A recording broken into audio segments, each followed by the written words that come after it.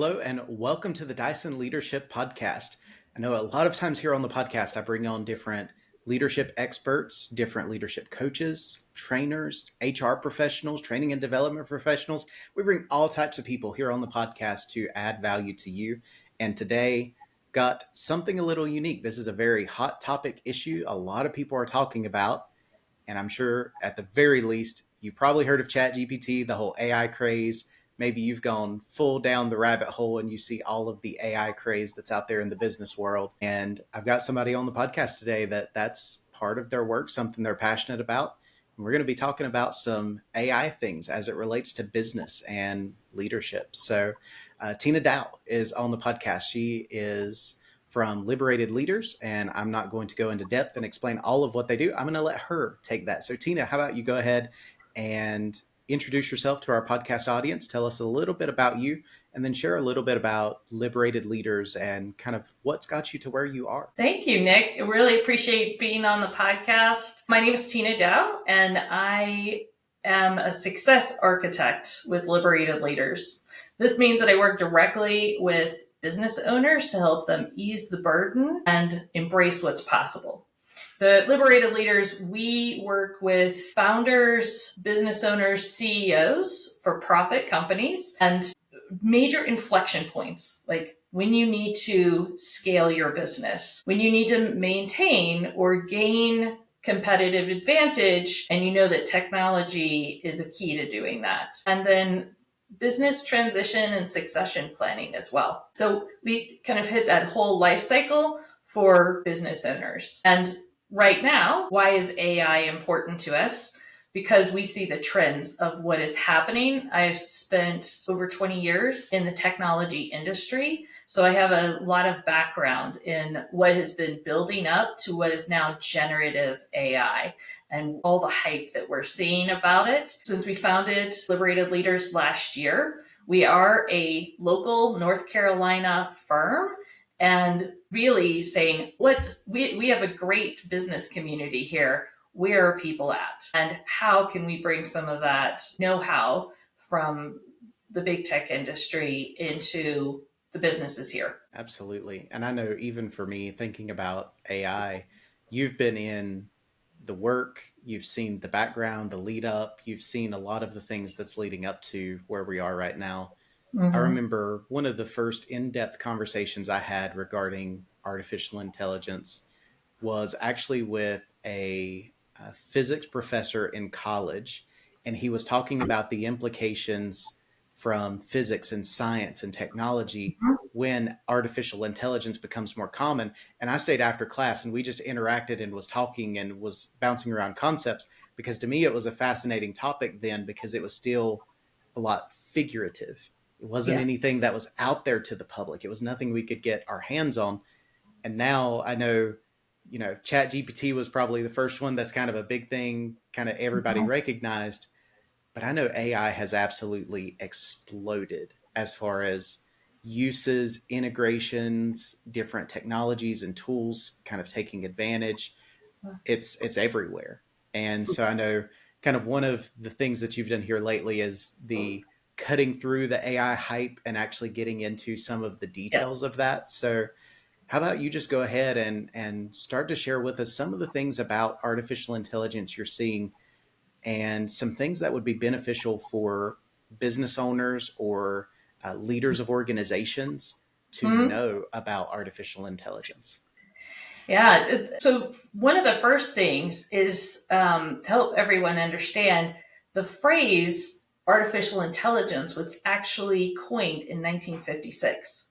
So we have, by that definition, we've actually been living with artificial intelligence for a while in terms of going from R&D to commercialization to broad adoption. And when I say broad adoption, I mean about 50% of the US population. The thing that we've shortened generative AI to say AI, and even top technologists, the people that I worked with who've been at Apple and Google and Microsoft, when I started talking to them and saying, well, how do you define AI? It was really funny because they would be talking, they all had different definitions, and most of it was the thing that we haven't figured out yet.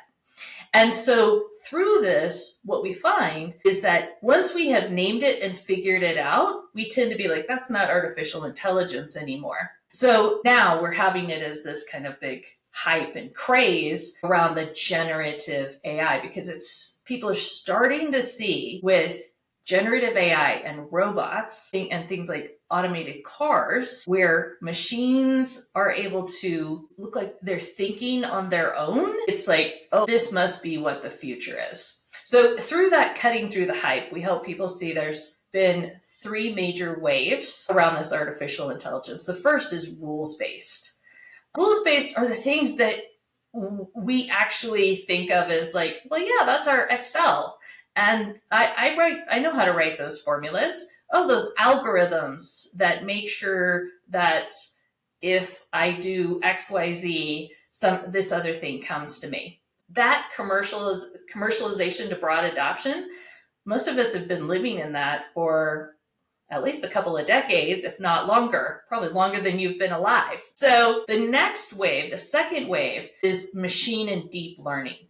Now, this is where in the research community, there was sort of, are we going to be rules-based? Humans are going to code everything and say exactly what to do? Or do we need to figure out something where we train the machines? The second wave is that machine and deep learning, and the research got to a place where, and then they started figuring out how do you commercialize some of this. That is what is making possible the generative AI that we're seeing today. That's the third wave.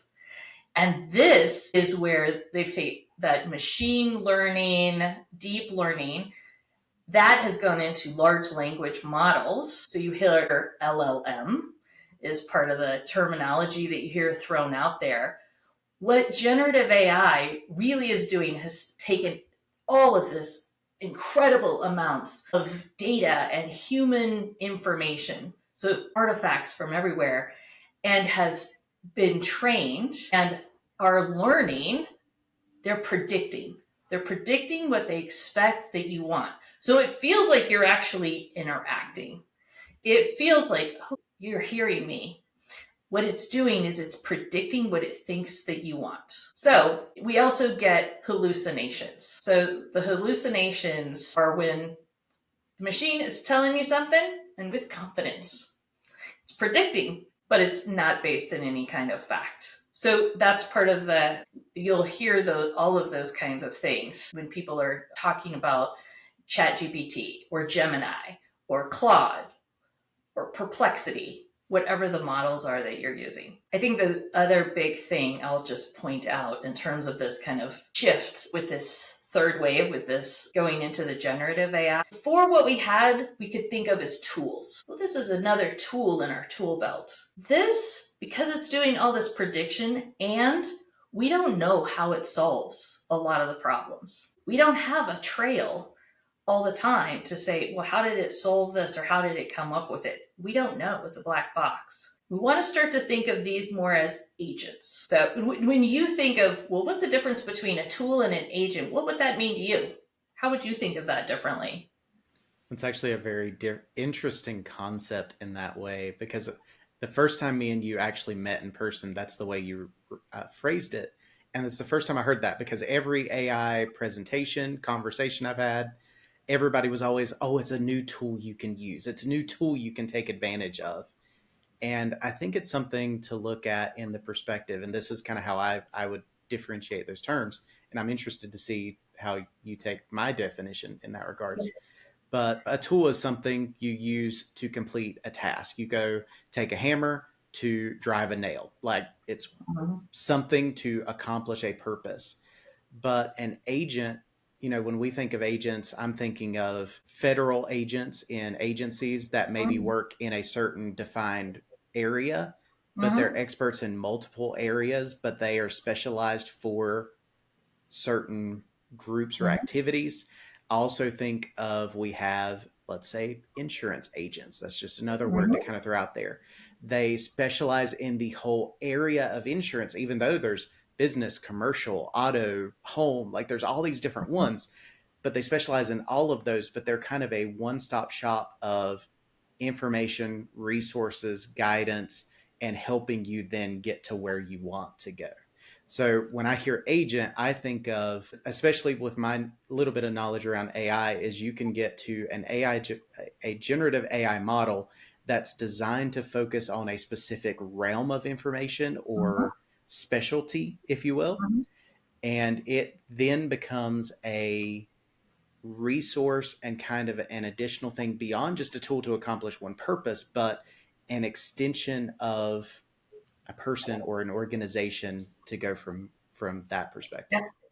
No, that's excellent. That is when even your insurance agent, they have information, they have all this stuff.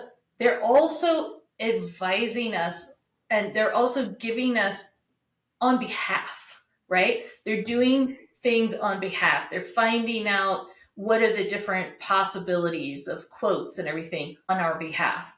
So that is a major difference in that way of thinking. And so that's why I think I did some coursework at MIT, and one of the major things that they emphasized of being really important is we need to think of this as a collaborative, not I'm going to hand this over, I'm handing this over, you do this part, and then, but that's you.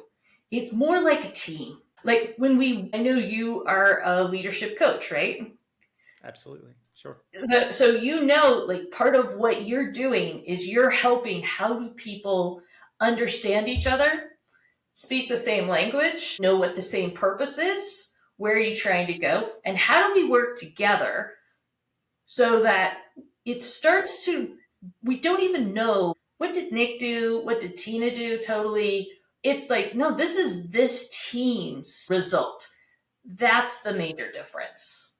And even for me, just in what you're explaining and talking about, I take advantage of some AI tools for various different purposes within my business because I am one person.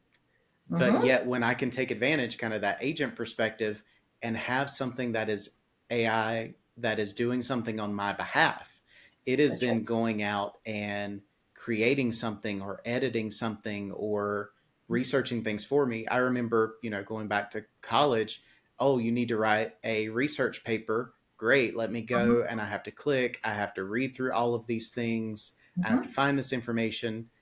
At that point, even for me in my business, okay, I need research for this topic, this kind of information. I'm going to send my AI agent and it's Mm-hmm. going to go and find this information, find me what I need, and give me summaries and information. And then I can tell it, I don't like what you found, or I do like what you found. And if I don't like it, go try again and go find me more stuff. Yeah. And we're talking the amount of research I did in college, let's say in 3 or 4 hours for essays during my graduate program, I could probably do now with AI tools in 30 minutes or less. And that's really evaluating in the same way and coming to the same type of information.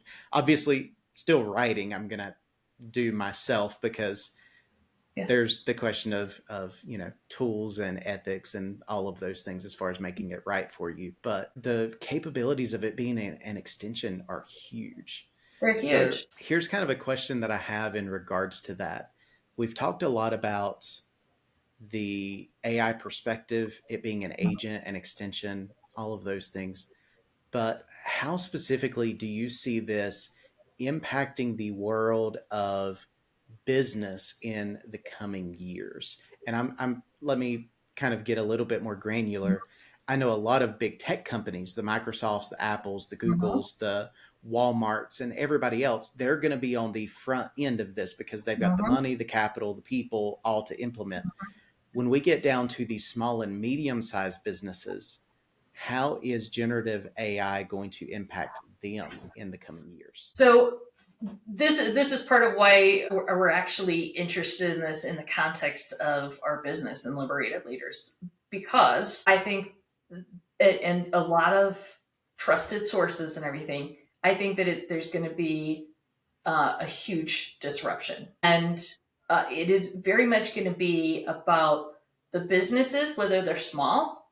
You are a perfect example of understanding how do you use these agents to extend yourself and to come in and be scrappy, but deliver amazing experiences, services, products. So there's going to be an enablement for folks who want to come in and start new things in a particular industry or space. The companies that are in that more medium size, let's say medium size, I think potentially have some of the most challenges because they have enough critical mass that the cost of pursuing some things, especially if they've adopted the first wave, which is the rules-based, right? They have ERPs. If they're manufacturing, they have all those things, but they didn't really do too much with the second wave, which is the machine learning and the deep learning.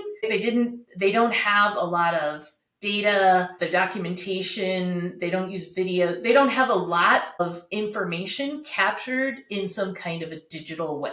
So they're kind of maybe behind on some of those things, and they're big enough that to get to the place where they have a lot more digitally captured, where they're using some machine learning, and they really will be able to leverage for their own business. I think those are places that they're in danger. They have much more danger because the smaller, and even not just in the same region or the same country, but around the world, the smaller that learn how to leverage all of these technologies and are building off of those technologies can leapfrog, right? So I think that is where we have, and I'm not on the hype train of, oh my gosh, let's go hide under our desks.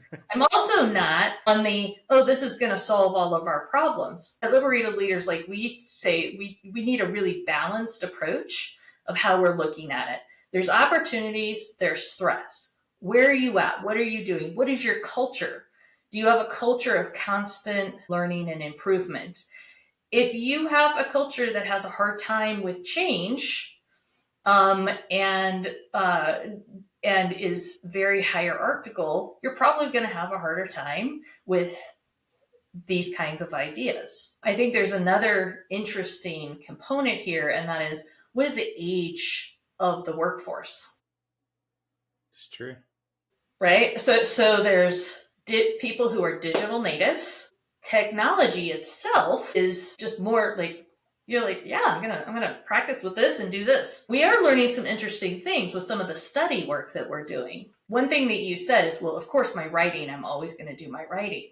From some of the work that we've started to do, because the Promises and Risk study, we're doing it with LR, interacting with students and professors. There is, along the way of education, there have been expectations that you do not use these things. And so it's quite interesting. I believe it's the Catawba School District is now starting to do some innovative things where they have a stoplight system that let students know, for this, you can use one of these agents. For this, you can slightly use it. For this, no.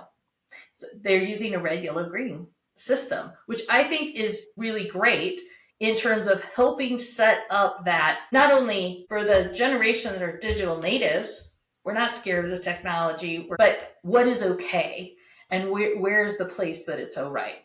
For Liberated Leaders, if you go and you look at our blogs, you come to a presentation, we have a note at the end because Alan, the co-founder, and myself, we're like, transparency is really important. We just believe that as a value, and we think it's even more important in this space. So we actually make a note that says what percentage human generated, what percentage machine generated. Now, we're doing it collaboratively, we're doing it together. And so therefore it's that agent. So we're kind of doing but we're trying to make a point of being transparent that we are using technology to help us be more effective, more efficient. Absolutely. So I love the example when you reference LR, which for anybody that's maybe not familiar with that, depending on your location as you're listening, that's Lenore Ryan University that's located here, Hickory, North Carolina, where me and Tina are both headquartered out of. But it's interesting for that too, because something that I actually do as part of myself is I am a part time instructor for business courses Mm-hmm. for the local community college, as well Mm-hmm. as in January, we'll be starting with App State as well. But I know from the community college perspective, there was very much that same mindset of no AI whatsoever. If you catch it, that's wrong. You shouldn't be using it. And that way, I am a writing person from an old school perspective of if it's going to be my words, I want it to be my words. Yeah. But I see a lot of my students where they use artificial intelligence tools, these AI chatbots, for different purposes. And Mm-hmm. there's some instances where I can understand because I've seen it where a student will say, I'm struggling to understand this concept. So I put it in there to get a better explanation or other ways to look at it and to help me understand better. That Mm-hmm. is a great learning tool. And I absolutely love that. Yeah. Kind of on the flip side, I'll give you just a funny story to kind of go along with that. Is I did actually have one assignment at one point where a student, this was in the earlier days of Chat GPT. And so the assignment, when it got submitted to me, started off with the sentence, as a AI generative chatbot, I am uniquely qualified to help you with your situation, and I would be happy to explain this in detail. And then it goes into answering the prompt of the assignment that I had given out.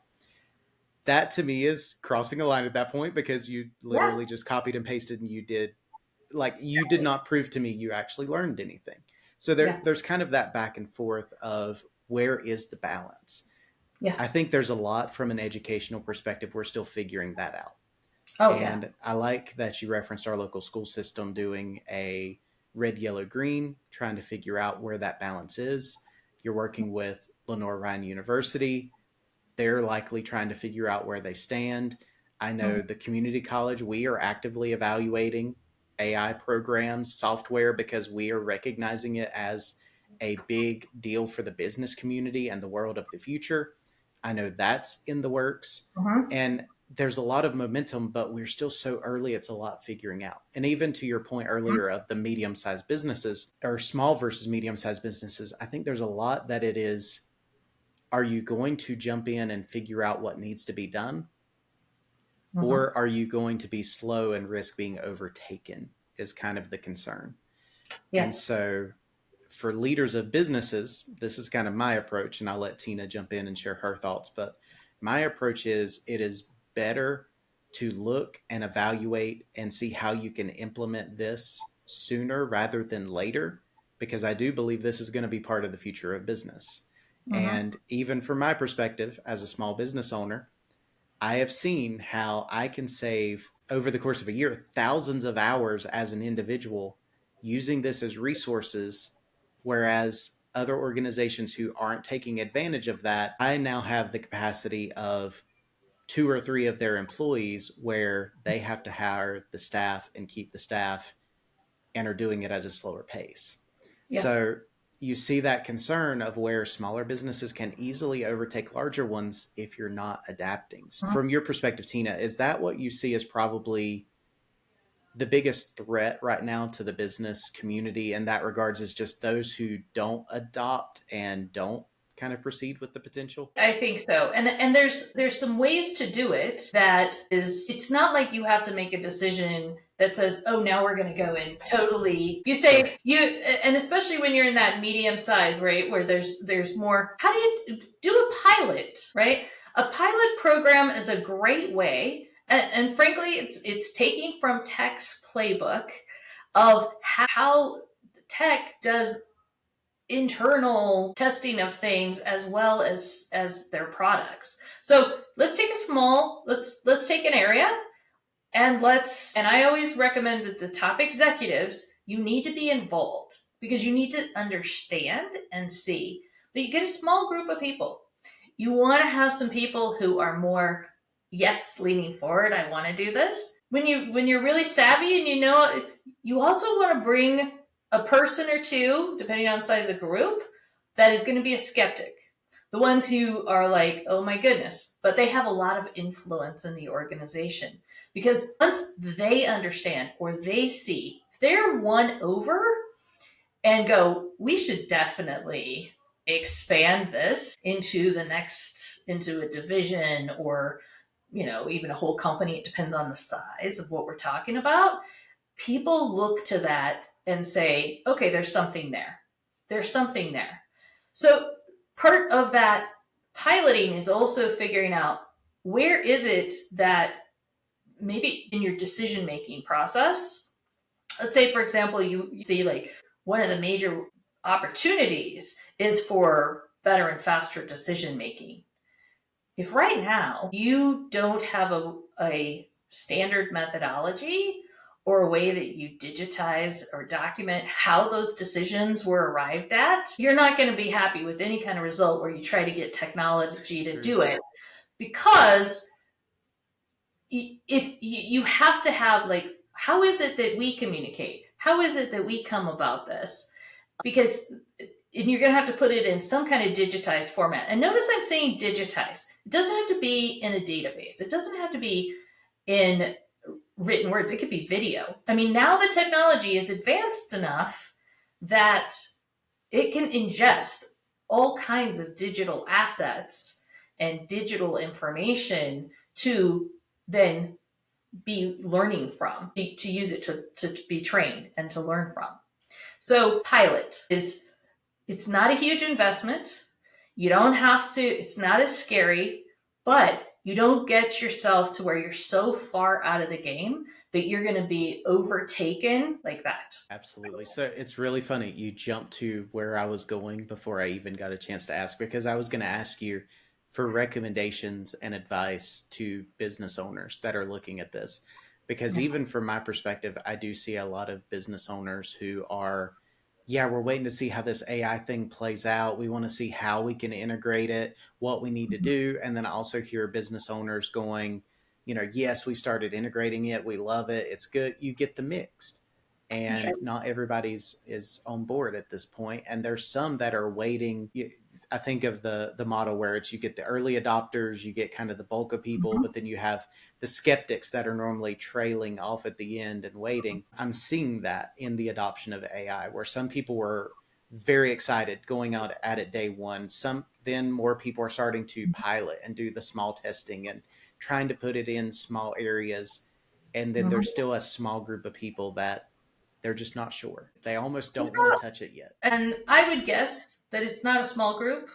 It's probably a large group. But just because of where we are in that adoption curve, there's probably a large group who are like, I'm going to wait and see kind of what's happening. If I may give one more recommendation for that, then. Please do. So Liberated Leaders is making an investment in this business community. We know that we are relatively new. We are North Carolinians, and we have partnered with the Chamber of Catawba County, the Economic Development Corporation of Catawba, Lenore Ryan University, the Small Business Center, that we are doing this study called Promises and Risks, and it's about AI adoption. And so what we're looking for are top decision makers for companies. We're asking for 2 hours of your time to be part of an in-person experience. We're calling it a focus shop. It's part focus group because we're having you answer some questions on a computer so that we can gather all these results together, and part workshop because we're going to have a discussion with those peers, 8 to 12 people. So we're recruiting for folks now. November, if you're available between November 11th and 22nd, we have 3 different times to select. What we're finding already, because we went through our first focus shop, is that some people were like, wow, just looking at those questions and then answering the questions opened my eyes up to whole things that I didn't know and realize. So that is a very low risk way to start to dip your toe in. Plus, you're going to be doing a community service, because we're going to pull all of this together in some analysis and a white paper for all of those partners in the ecosystem of what do they need to be doing to help support businesses, and for the business leaders who participate to see where do we identify where are people now, where are the gaps and the opportunities for them to move forward. That's great. And I know I'm a fan of that study. I'm looking forward to what you're able to find out, how you're able to help people, because I am all for the success of businesses. And that's what I want to see. So I'm excited for that. I'm looking forward to that being more available in our community. So we are getting to the end of our time. So podcast audience, I do want to let you know, in the description of this podcast, I'm going to leave you the website link for Liberated Leaders, as well as Tina's LinkedIn. So you can follow her, connect with her, and find out more information.